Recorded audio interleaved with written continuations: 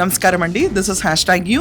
మీకు తుని పాప మిస్సింగ్ కేసులో ఏ అప్డేట్ ఉన్నా మీ ముందుకు తీసుకొస్తాను. జెన్యూన్గా ట్రై చేస్తాను ఈ షో చేయడానికి.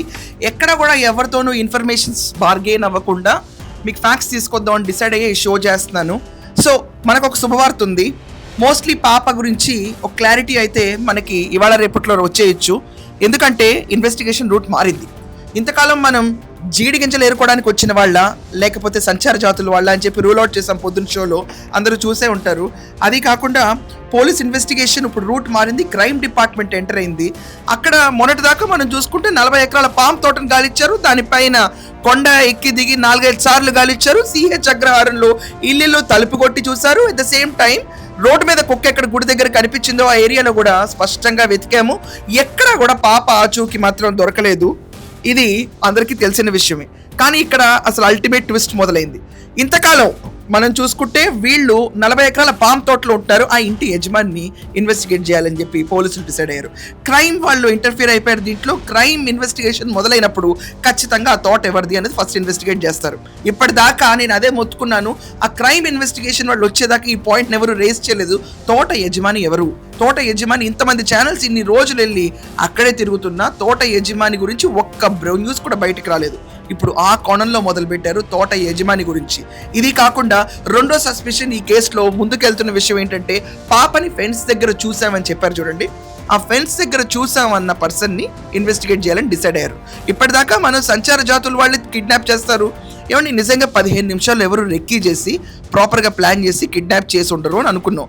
కానీ ఇక్కడ ఒక 2.5 సంవత్సరాల పాప ఉంది. ఆ పాప పొలంలో తిరుగుతూ ఉంటుందన్న వాస్తవం మాత్రం చాలా మందికి తెలిసి ఉంటుంది కదా. ఆ విషయం ఒకసారి ఆలోచించండి. ఏదో ఒక ట్రబుల్ క్రియేట్ చేయాలి. కిడ్నాప్ అనేది బేసికల్లీ డబ్బుల కోసమే ప్రతిసారి అవ్వదండి.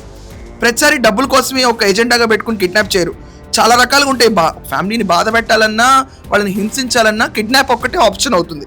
సో ఇలాంటి తరుణంలో అక్కడ ఆ ఫెన్సింగ్ దగ్గర చూసి కుక్కని చూసి పారిపోయానని చెప్పాడు చూడండి.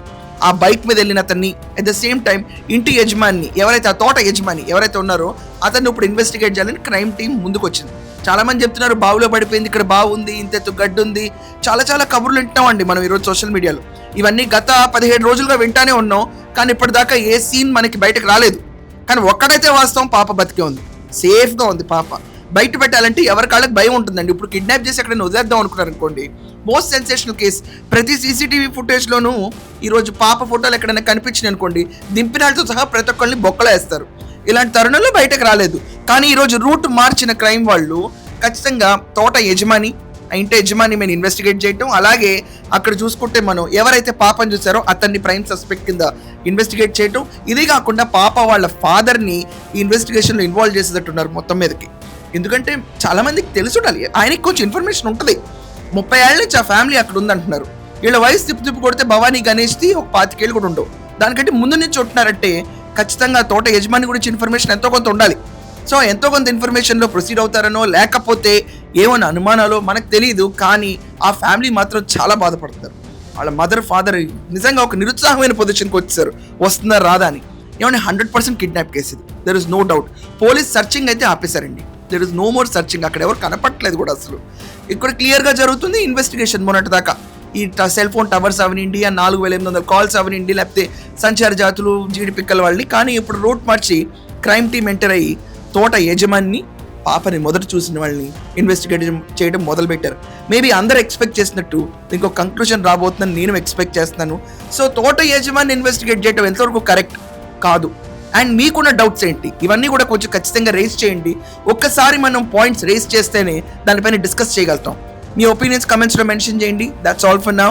Thank you.